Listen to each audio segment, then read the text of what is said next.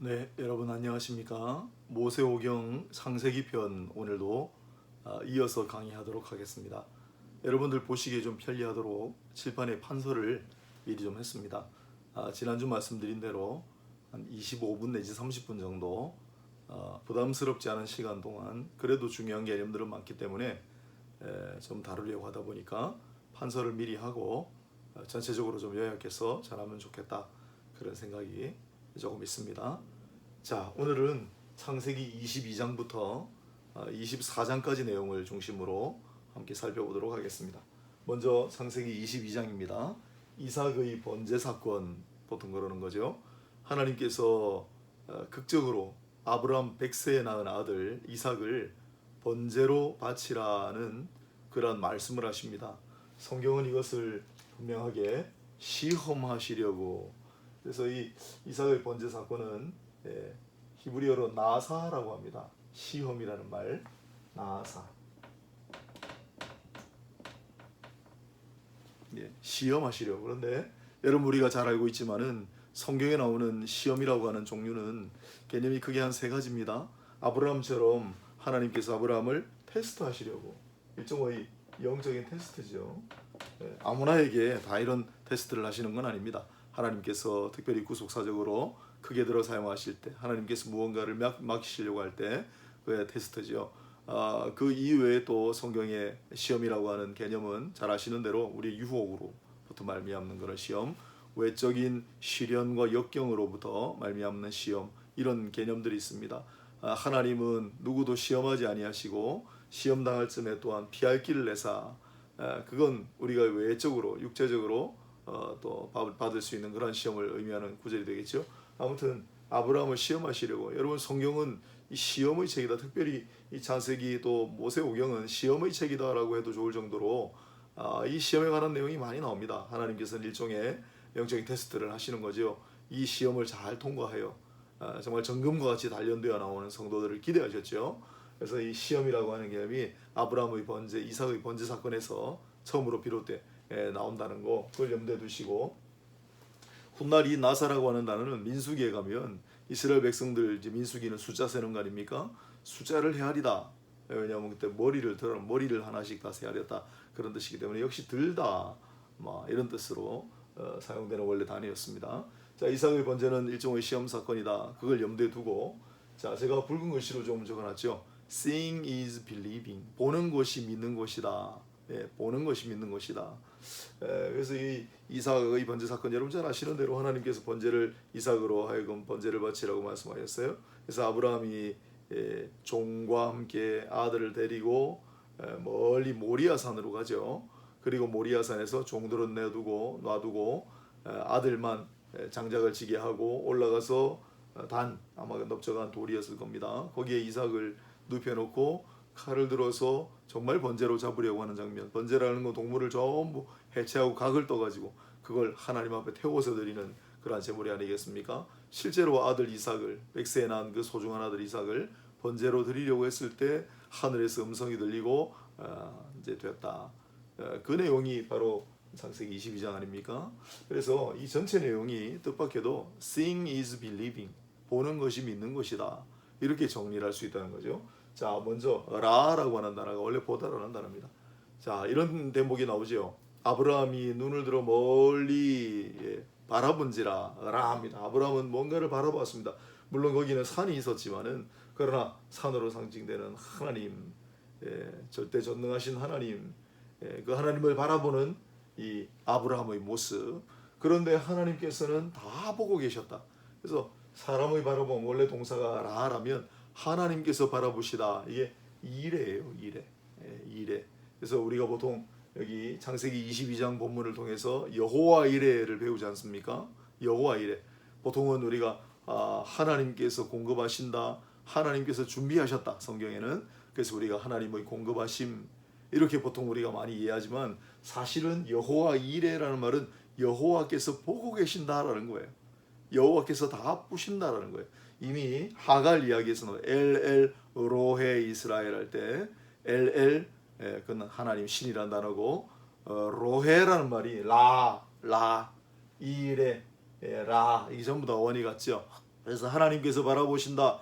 보고 계시니까 부족한 것을 알고 다 보고 계시기 때문에 무언가 공급하실 것을 안다는 뜻이 바로 여호와 이레입니다.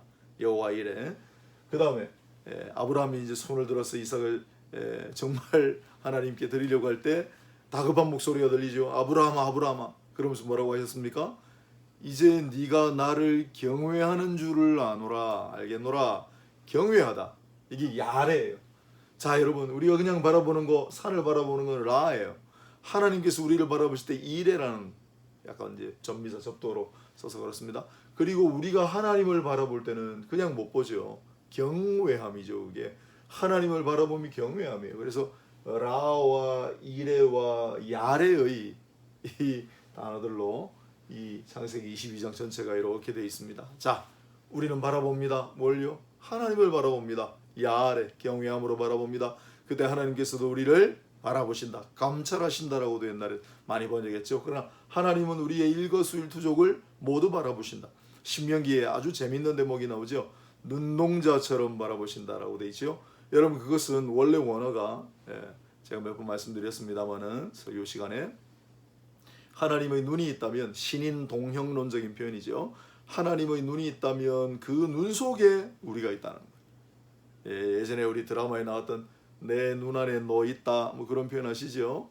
그래서 항상 하나님의 눈동자 속에 우리가 있다. 그게 바로 눈동자처럼 감찰하신다, 바라보신다라는 건데, 그게 전부 이레입니다. 이레. 자, 라와 이레와 야레, 이 개념을 마음속에 깊이 새기시고, 하나님 언제나 우리를 바라보신다. 우리도 하나님을 늘 경외함으로 바라보고 나아가는 그러한 인생들이 될 수 있으면 좋겠습니다. 자, 그 다음에 타하트라고 하는 정말 중요한 개념이 나옵니다. 저는 창세기에서 제일 중요한 단어를 하나 꼽으라 그러면 바로 이 단어가 아닌가 생각하고 많이 이야기를 합니다. 타하트. 히브리어로 읽겠습니다. 타하트. 타트가 똑같은 단어예요. 타하트.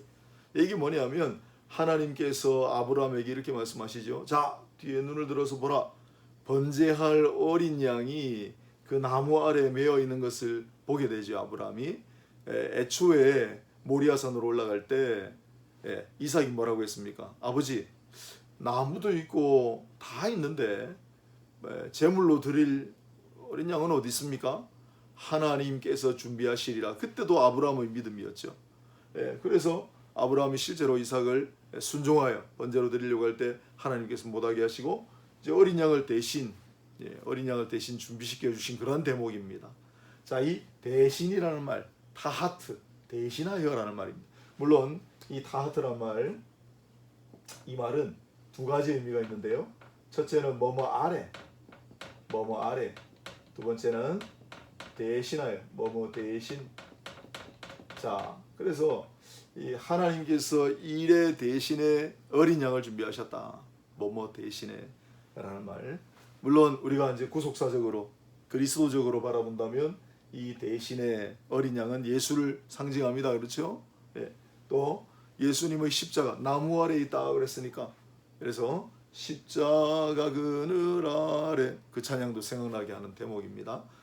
물론 그렇게 바로 뛰어넘을 수도 있습니다만은, 그러나 구속사의 점진적인 계시라고 하죠. 자, 여기서는 양이 나왔고요. 그 뒤에 창세기 44장에 가면 이 중요한 개념이 한 번 더 나옵니다. 이번에 사람에게 쓰입니다. 그게 바로 누굽니까? 누가 영적인 권위를 잇는 상속자가 되죠?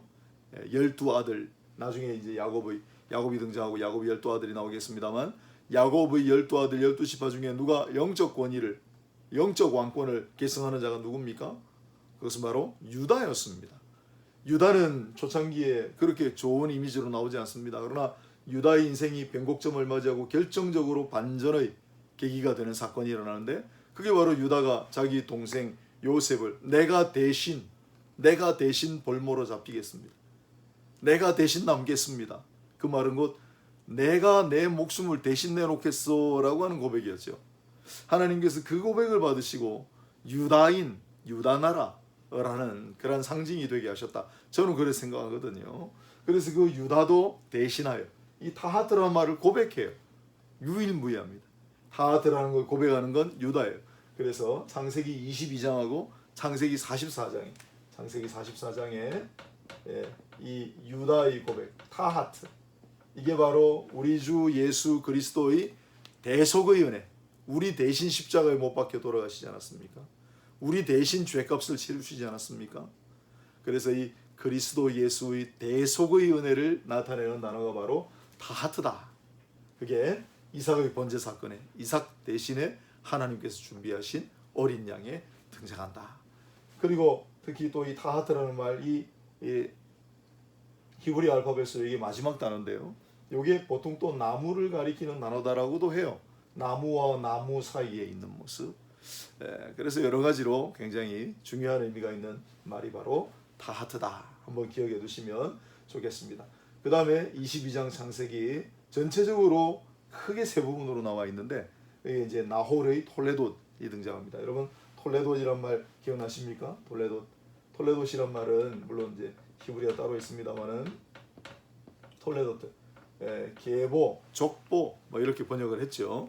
이 창세기에 이 톨레돗이 굉장히 중요합니다. 그리고 모세오경에도 그 뒤에도 일부 톨레돗이 등장합니다.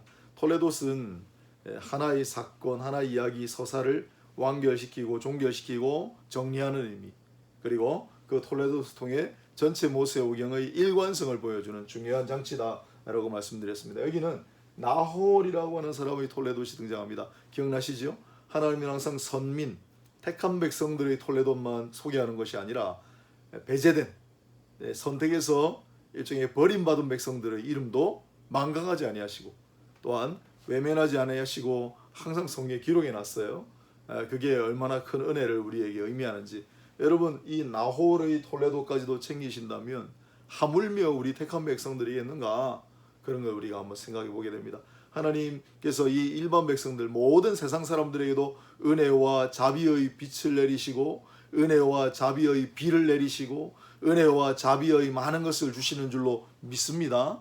그렇다면 하물며 우리 하나님께서 택한 백성 사랑하시는 아들 딸들에게는 어찌하시겠는가라는 걸 이 톨레돗이라는 개념을 통해 다시 한번 생각해 보고요. 자, 여기는 아브라함과 나홀과 하란의 이야기인데 여러분 잘 아시는 대로 아브라함이라고 하는 사람이 있었고 나홀, 그 다음에 하란이라고 하는 이 형제가 있었습니다. 그런데 하란이라고 하는 사람은 갈대아 우르에서 죽고 그의 아들이었던 롯과 딸이었던 밀가만 따로 남았어요. 그리고 롯은 여러분 잘 아시는 대로 아브라함과 롯의 이야기로 성경에 등장하고, 밀가라고 하는 딸이 결국 이 나홀이라고 하는, 사실은 이제 조금 이제 근친 결혼을 한 거죠. 나홀이라고 하는 사람과 밀가가 서로 결혼을 하게 됩니다. 그리고 그 밑에서 8남매를 8명의 자녀를 낳게 되는데, 이제 그 중에 첫째가 그 누엘이라고 하는 사람인데 아람의 선조가 됩니다. 그 다음에 8번째가 바로 부두엘. 그래서 리브가, 훗날 이삭의 아내가 되는 리브가와 관련 있는 인물 부두엘이 등장하게 돼요. 이 아람과 관련이 있습니다. 그래서 이후에 이스라엘 역사가 아람과 굉장히 밀접하게 때로는 대적하고 때로는 손을 잡고 아무튼 그렇게 형성돼가고, 예수님 당시에도 공식 용어가 오늘날 공용어가 영어인 것처럼 그 당시에 공용어가 무슨 언어라고요? 아람어일 정도로. 그리고 성경에도 몇 차례 아람어가 적혀 있죠. 엘리 엘리 라마 사박다니, 어찌하여 나를 버리십니까? 나의 하나님 나의 하나님.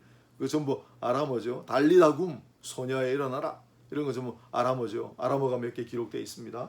그만큼 아람의 이제 등장이다라는 걸 또 다시 한번 또 부차적으로 기억하시면 좋겠습니다. 자, 그 다음에 창세기 23장입니다. 23장 제가 기억하시기 좋으시라고 이삭의 번제 22장, 이삭의 모친상 23장, 24장은 이삭의 결혼. 그러면 오늘 뭐 안 하겠습니다만 25장을 해볼까요? 25장은 야곱과 에서의 탄생, 야곱의 탄생이거든요. 그래서 이삭의 자녀, 그렇게 하면 되겠죠? 이렇게 이삭의 중심으로 21장 같은 경우는 이삭의 탄생하면 되잖아요. 이삭의 탄생, 이삭의 번제, 이삭의 모친상, 이삭의 결혼, 이삭의 자녀, 이런 식으로 외우면 전체적인 내용을 개관하는데 굉장히 도움이 됩니다. 23장 이삭의 모친상을 보도록 하겠습니다. 127세에 아브라함의 아내 이삭의 어머니였던 리브가가 사망합니다. 사라가 사망합니다. 참 파란만장한 인생이었죠. 사라 인생을 조금 묵상해 봅니다. 여러분, 아브라함의 아내 사라, 갈대아 우르에선 떵떵거리는 안주인으로 발달한 물질 문명 속에 살아갈 수 있는데, 그러나 순종하고 같이 따라갔어요. 순종의 여인입니다. 그러나 연약한 모습을 보이기도 해요. 하갈과 이스마엘을 학대했습니다. 그렇죠? 시기 질투하는 그런 모습도 보였습니다. 그러나 또한 이삭을 잉태하는 과정에서 하나님과 밀당하는, 하나님과의 아주 그런 친밀한 교제의 모습을 보여주는 그런 여인이기도 했고, 그 다음에 특히 제가 높이 사는 것은 웃음의 신학, 지난 시간에 했죠. 웃음의 신학을 보여주는, 성경에 재미있게 이렇게 너털거리는 웃음을 지을 만한 상황이 별로 없는데 이 사라가 그런 상황을 연출했다 라는 면에서 또 이삭이라고 한 이름 짓는데도 연관이 있고, 그래서 우리 웃음의 신학, 요즘 우울하고 참 여러 가지로 비까지 많이 내리고 해가지고 그렇죠. 그러나 이 성경 속에 감추어 놓은 하나님의 이 기쁨, 이 기쁨의 신앙을 다시 한번 되찾아보시고 다시 한번 기뻐하고 즐거움으로 나아가시는 모두가 되시기를 축복합니다. 아무튼 사라가 127세 일기로 사망합니다. 그때 아브라함은 그 당시에 그 주변에 있었던 헷 족속으로부터 막벨라굴을 산다 그렇게 돼 있죠. 막벨라굴에 막벨라, 잘 아시죠? 막벨라굴. 제가 영상으로 조금 보여드린 적이 있는데 이 막벨라굴 지금도 있어요. 가보면은 무덤들이 딱 있습니다. 거기에 사라도 장사 지냈고 또 이삭도 레브가도 장사 지냈고 다 그렇게 장사 지낸 곳이죠. 자, 이 막벨라굴을 샀습니다. 헷 족속으로부터. 이 헷 족속이 이제 굉장히 중요하다고 제가 몇 번 말씀을 드렸죠. 이 헷 족속은 일반 역사에는 히타이트라고 하는 족속으로 등장하는 그런 부족입니다. 히타이트. 세계 최초로 철기 문명을 사용한 민족이다. 일반 역사책에 그렇게 되어 있죠. 저도 학교 다니면서 세계 최초로 철기를 사용한 민족은 어느 민족입니까? 주관식 문제로도 많이 나왔고 많이 푼 적이 있습니다. 히타이트. 그런데 제가 성경을 이제 공부하면서 깜짝 놀라게 된 거예요. 왜냐하면 이 헷이라고 하는 족속이 히타이트를 가리키는 말이라는 걸 나중에 알게 됐어요. 아니, 성경에 히타이트 족속이 나온다고? 그건 저뿐만 아니라 많은 역사학자들, 고고학자들의 또한 질문이기도 했습니다. 아니, 히타이트라고 하는 족속이 등장하는데 실제로 역사 속에서 실제로 고고학적으로 그들의 흔적을 발굴해낸 적이 없습니다. 그래서 성경이 이렇게 그냥 각색한 이야기, 역사적으로 고고학적으로 검증되지 않은 그런 많은 이야기들을 담고 있다, 그렇게 봤거든요. 그런데 여러분, 1834년에 한번 적어볼까요? 1834년에 이게 뭐 얼마 안 된 이야기죠. 하투사라고 하는, 카츄샤하고 좀 비슷하죠. 우리나라 영어 쓰는 아이들 가는 군대 이름. 하투샤라고 하는 히타이트 제국의 수도가 발굴이 됐습니다. 제가 히타이트 제국이라고 말씀드렸어요. 워낙 광대한 영토를 차지하고 있었기 때문이에요. 그림으로 잠깐 한번 그려볼까요? 이렇게 터키 땅이 이렇게 있지 않습니까? 터키 땅. 그래서 이 터키 땅하고 또 그 옆에 주변 모두를 굉장히 넓은 영토를 지배하고 다스렸던 제국이 바로 히타이트 제국입니다. 철기를 사용한 민족이었습니다. 그 히타이트 제국의 수도인 하투샤가 1834년에 발굴이 되고 그 뒤에 계속 발굴이 이루어집니다. 그러면서 히타이트 제국의 실체를 알게 됐는데, 그러면 또 이제 이의를 제기하는 사람들이 있었습니다. 히타이트 제국은 18세기부터 12세기까지, 18세기부터 12세기, 기원전입니다. 물론 기원전 18세기부터 기원전 12세기까지 제국을 형성했어요. 그러면 아브라함 때는 기원전 20세기 아닙니까? 연대가 맞지 않다. 여러분, 제국을 형성했다고 해서 그 이전에 헷 족속이 없었을까요? 사실은 이 헷 족속은 창세기 10장부터 등장한단 말이죠. 그래서 이 헷 족속이 제국을 이루기 전 그때도 존재했는데 아브라함이 그 헷 족속과 이렇게 서로 이제 교류를 나누는 그런 장면, 히타이트의 사람들과 만나고 교류하는 장면을 성경 창세기 23장이 기록하고 있다. 1834년까지는 우리가 몰랐습니다. 인류가 확신하지 못했습니다. 그러나 성경은 사실이었어요. 성경은 진리입니다. 네, 그걸 기억하시는 단어가 바로 헷입니다. 헷 족속. 네, 기억하시고요. 자, 막벨라구를 매장지로 살려고 하니까 헷 족속이 아브라함이 아주 우두머리다. 족장이라고 써도 되고 왕이라고 번역되는 데도 있습니다. 아브라함을 우두머리로 보고 존귀한 신분으로 본 거죠. 우리가 그냥 드리겠습니다. 그러나 아브라함이 그냥 사지 않죠. 은 400세겔에 굳이 그냥 주겠다고 하는 것을 은 400세겔 그 당시 시세를 쳐가지고 아마 더 넉넉하게 줬을 것 같아요. 여러분, 그리스도인은, 하나님의 백성은 넉넉해야 됩니다. 너무 가서 너무 깎고 막 그러지 마시고 넉넉한 품성으로 많은 사람들에게 자비와 친절을 보여주시고 관대함을 보여주시길 바랍니다. 아브라함은 그냥 준다고 하는데 굳이 샀습니다. 그것도 시세 아마 더 쳐가지고 줬을 거예요. 은 400세겔을 주고 샀습니다. 막벨라구를. 그래서 아내 사라를 이제 장사 지내는 그런 대목입니다. 이삭은 굉장히 슬퍼합니다. 나중에 보면 나오지만 이삭은 3년 동안이나 슬퍼합니다. 그리고 아내 리브가를 아내로 맞이하고 난 다음에야 슬픔이 사라졌다. 그 얘기 나오죠. 자, 아무튼 이 막벨라굴 해쪽 속 이야기가 나오고, 그 다음에 나그네 거류민이라고 하는 단어가 나오죠. 나중에 야곱도 바로를 만났을 때 내 나그네 세월이 그러잖아요. 나그네 게르라고 하는 단어, 게르. 나그네와 거류민이라고 하는 단어가 등장합니다. 아브라함이 우리는 다 나그네 인생 아닌가? 그건 아브라함의 고백이었고 신약의 베드로의 고백이기도 하고 우리의 고백이기도 해요. 우리는 거룩한 영적 나그네입니다. 우리는 영원한 본향을 향하여 계속 한 걸음 나아가는, 우리는 영적인 나그네, 우리는 영적인 거류민일 수밖에 없다. 그 사실을 기억하시고 하나님께서 나그네와 거류민을 선대하라는 구절을 계속 주십니다. 성경 5경에 공의라고 하는 개념이 있어요. 아주 중요한 개념이죠. 그 공의의 핵심이 뭐냐? 가난한 자, 연약한 자들, 나그네와 거류민들, 고아와 과부, 이런 사람들을 잘 돌봐주라는 게 공의의 핵심 아닙니까? 그 나그네와 거류민의 개념이 등장하는 게 바로 사라를 묶고 난 그때의 상황입니다. 안 그렇겠습니까? 그 다음에 세겔이라고 하는 아까 은 400세겔, 세겔이라고 하는 화폐 단위가 등장합니다. 이건 세겔이라는 단어는 그래도 중요하죠. 은 400세겔, 그 당시 은 1세겔은 11.2g. 근데 노동자의 4일치 품삯에 해당했다고 그래요. 은 1세겔이. 금속도, 다른 금속도 세는 단위입니다. 세겔이. 근데 은 1세겔은 노동자 4일치 품삯. 그리고 금 1세겔은 은 1세겔보다 4배의 가치가 있었다. 그럽니다. 나중에 또 이제 사게 되는 다윗이 이제 사게 되지 않습니까? 그때는 금 600세겔을 줬는데 그건 다음에 하고요. 아무튼 이 세겔이라고 하는 단어가 등장하고 예수님께서도 성전세 바칠 때 반세겔, 그리고 무엇보다 중요한 것은 예수님이 은 30세겔, 오경에 보면 노예, 종의 몸값이죠. 은 30세겔에 팔렸다. 그때도 세겔이 중요한 관련을 가지고 있지 않습니까? 그리고 이 세겔은 이 아브라함과 또한 이삭 아내 이 사라와 리브가를 이어주는 매개 역할을 하기도 합니다.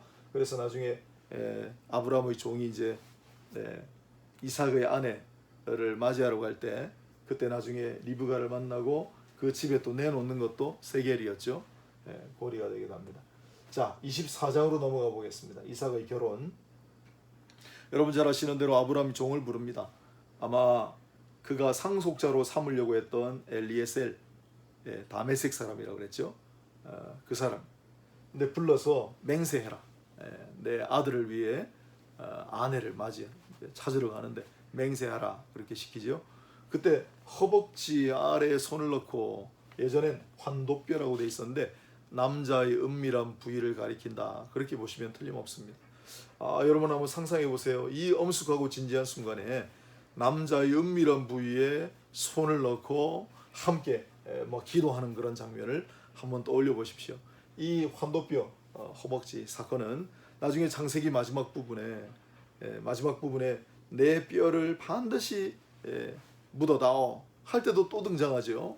그래서 창세기 이 중간쯤 부분에 한번 등장하고 마지막 부분에 한 번 더 등장하는데, 아무튼 여러분 다 큰 어른들이, 그것도 남성의 아주 중요한 부위에 손을 함께 넣고 엄숙하고 진지하게 고백하는 장면을 한번 상상해 보세요.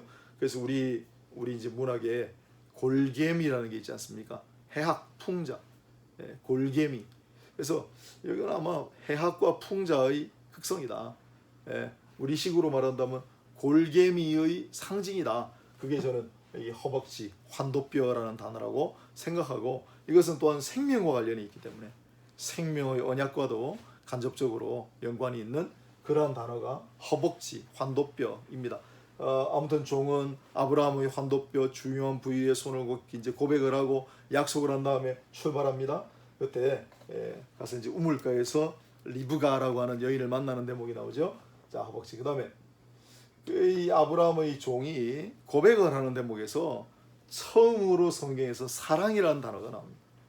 그리고 이 창세기 24장은 무슨 장입니까? 이삭의 결혼장 아닙니까? 여기에 사랑이라고 하는 개념이 두 개가 동시에 처음으로 등장합니다. 무슨 말이냐면 우리 주인의 하나님의 사랑과 성실이란 말을 하거든요. 그래서 사랑과 성실할 때 사랑이란 말이 번역되어 처음 나와요. 근데 그 사랑이란 말은 여러분 잘 아시는 대로 헤세드란 말이에요. 처음에 이 종이 이야기했던 사랑은 헤세드예요. 이건 사랑으로도 번역이 되지만 하나님의 조건 없는 무차별적인 사랑, 신적 사랑. 그래서 이걸 나중에 아가페라는 단어로 고친 거 아닙니까? 번역할 때 신약으로 헤세드. 그러나 사랑으로도 번역하지만 인자, 자비 이렇게도 번역하는 단어죠. 보통 하나님의 인자하심, 자비하심, 헤세드라는 말이 앞에 나오고, 그 다음에 뒤에 가면 이삭이 리브가를 아내로 맞이합니다. 그때 이삭이 리브가를 사랑하였다 라는 단어가 등장해요. 그때의 사랑은 진짜 사랑을 나타내는 아하브라는 단어예요. 아하브, 헤세드. 자, 위에 헤세드를 신적 사랑, 인자, 하나님의 자비라고 번역할 수 있습니다. 그러나 아하브는 사람이 자비를 베푼다, 인자를 물론 그렇게 쓸 수도 있어요. 그러나 주로 아하브는 사랑을 표현할 때, 그렇다고 사람과 사람과의 사랑에만 아하브를 쓰는 건 아니에요. 또 그러나 대체적으로 그렇습니다. 그래서 이 헤세드란 말과 아하브란 말, 하나님의 사랑 또한 인간의 사랑, 이 사랑이라고 하는 표현이 처음으로 등장하는 것이 어디라고요? 이삭의 결혼장입니다. 참 절묘하지 않습니까? 그 다음에 형통이라는 단어가 본격적으로 등장하기 시작하죠. 그래서 아브라함의 종을 형통하게 하셨다. 이 형통이란 말도 두 가지 개념이 있다는 거 여러분 다음에 또 나옵니다만은, 형통이란 말도 첫 번째는 찰라흐란 말이 있어요. 찰라흐. 여기 본문에 나오는 게 전부 찰라흐예요. 이거는 우리가 보통 생각하는 그가 만사형통했다. 가는 길이 수월하고 하는 일마다 잘 풀리고 그게 형통인데, 이 지금 이삭의 결혼 장면에 이삭의 아내를 맞이하러 떠나는 이 종의 이 길은 전부 이 찰라흐라는 단어가 많이 적혀 있어요. 그러나 여기는 없지만은, 자, 이 찰라흐란 말이 이 24장에는 앞부분의 두 개는 평탄이란 말로 번역되어 있고요. 무슨 단어요? 평탄. 뒤에는 형통이라고 4번 나와요. 평탄하다, 형통하다 전부 찰라흐를 썼어요. 그런데 뒤에 가면 사칼이란 말이 또 등장해요. 사칼. 이 사칼이란 말은 지혜롭다. 그래서 어떻게 하면 우리가 가는 길이 형통합니까?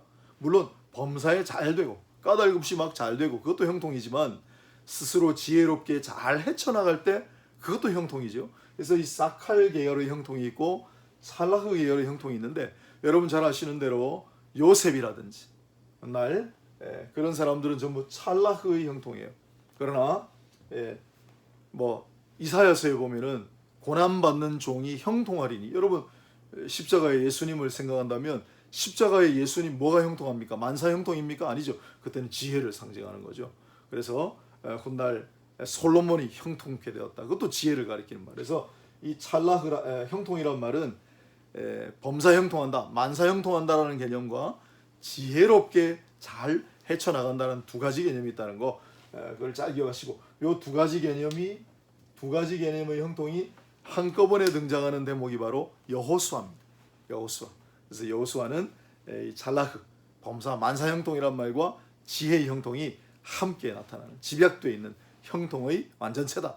그게 여호수아서 1장이다라는 거 다음에 또 하도록 하겠습니다. 그 다음에 묵상이란 말이 등장하죠.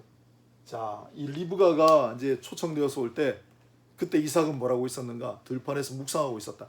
수아흐, 시아흐라는 말을 쓰는데 여러분 성경에 묵상이란 말도 두 개가 나옵니다. 하나는 하가라는 말인데 하가 이게 훨씬 많이 나와요. 이게 비둘기 울음소리 구구구구구구 하는.